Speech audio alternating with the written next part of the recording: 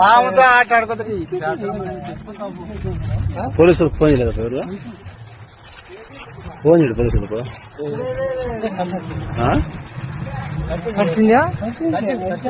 కలిసిందిలే.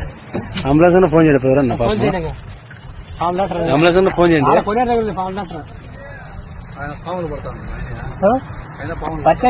వేసింది ఇప్పుడు వేసింది.